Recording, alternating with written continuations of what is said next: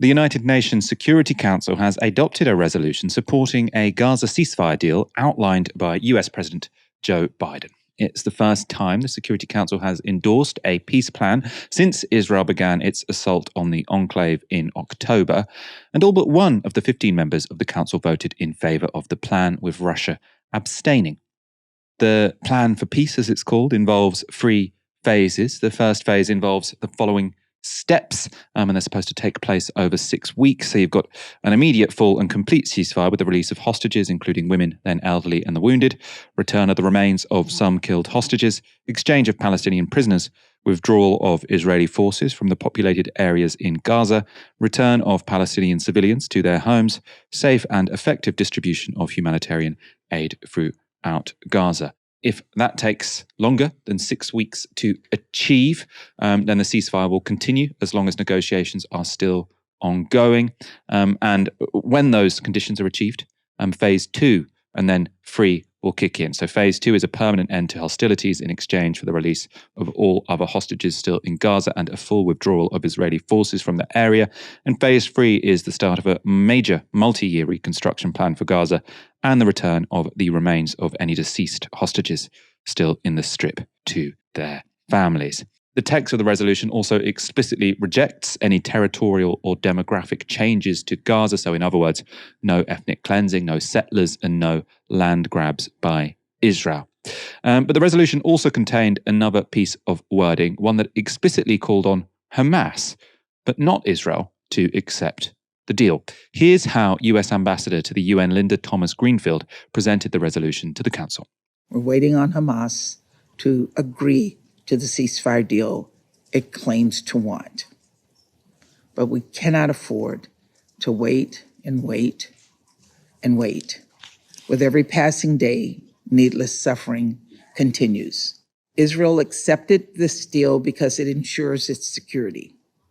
As President Biden made clear, Hamas is no longer capable of carrying out another October 7th, and the United States' commitment to Israel's self-defense is ironclad. Now that's a slightly strange framing, right? That Israel has accepted the deal and it's only Hamas that's standing in the way of peace. If that were the case, what's everyone doing in all of these ceasefire demonstrations, right? And it's a framing that was repeated by other US officials in the run-up to the UN vote. This was National Security Advisor Jake Sullivan speaking to CNN at the weekend. The best way to end this war is for Hamas to say yes to the deal President Biden announced and that Israel has accepted, which lays out a roadmap to an enduring ceasefire and the return of all hostages. That's what we are driving for, and that's what we're asking the world to call upon Hamas to accept. Again, Israel has accepted the ceasefire. All we need to do is put more pressure on Hamas. If only everyone were to sort of say, we condemn Hamas and they must accept this ceasefire, then they would do it. That's the framing from the United States. And it's, again, repeated by the Secretary of State, Antony Blinken, speaking in Tel Aviv after the UN vote. Everyone has said yes, except for Hamas. And if Hamas doesn't say yes, then this is clearly on them. So the framing, the claims from the United States is that Israel wants peace and Hamas is the only thing blocking it. However, it's very far from clear that that's in any way the case. So Netanyahu has not publicly said he accepts the deal as it's been presented by Joe Biden. Obviously, he says there is a deal he'd accept, but he hasn't said it's this one. In contrast, a Hamas official has confirmed that the group does accept the ceasefire plan as it's laid out in the UN resolution. So Hamas have said publicly they accept it. Netanyahu hasn't. Confusingly, Qatari and Egyptian mediators say they have not received a formal reply to the UN-backed proposal from either Israel or Hamas. So neither of the parties have sort of said, we accept this document, in writing to the negotiators. Hamas have said it sort of in public.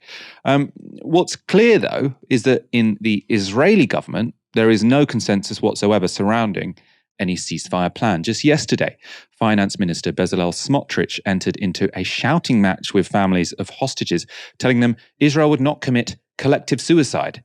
And by collective suicide, Smotrich was referring to any deal that included the release of Hamas militants who, he says, have blood on their hands.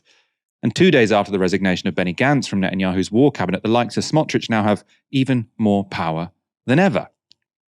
As for the official Israeli government position, a spokesperson has said this: Israel will not end the war before achieving all its goals, eliminating Hamas's military and civil capabilities, returning all of our hostages, and ensuring that Gaza never again represents a threat to Israel.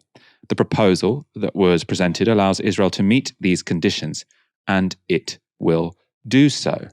What is going on here? You've got the Americans saying Israel have accepted this, Hamas need to accept it. The Israelis sort of publicly saying, well, Netanyahu not saying anything, parts of the government actively denouncing it. To me, it seems like, the reason neither party potentially has formally replied, formally said to the negotiators, we will sign this deal, is because both of them want guarantees or the lack of it. So I think Hamas wants some kind of guarantee that this permanent ceasefire will be supported by the international community, because they don't want Israel to get back the hostages and then go on to continue bombing Gaza and destroying, their organization. Now, whether or not you like the organization, they don't want to be destroyed. So it's going to be unlikely to sign a document which sort of creates their complete destruction. And Israel seems to want to continue with the war, right? So Netanyahu keeps saying, yes, we'll have a ceasefire, but then we will continue to do everything in our power to completely obliterate Hamas. And I mean, this statement from the Israeli government spokesperson, I think, is particularly chilling in a way, because he says they will not end the war by achieving all of its goals. And then this is the one that really sticks out to me: and ensuring that Gaza never again represents a threat to Israel. Now, he's not even saying Hamas never again represents a threat to Israel, that Gaza never again represents a threat to Israel. Now, to me, that would be the end of a peace deal.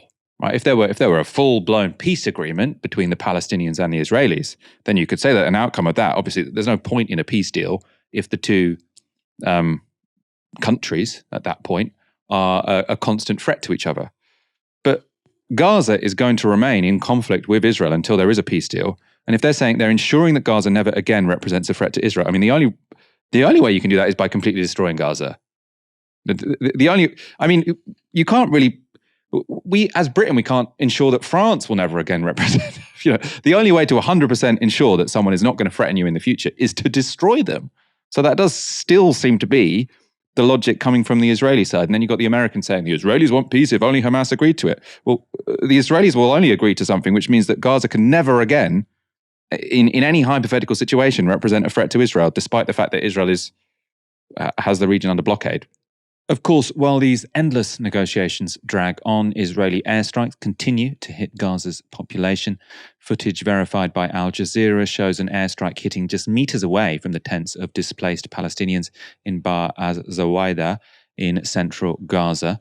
So far, more than 37,000 Palestinians have been killed in Gaza. More than 15,000 of the dead are children.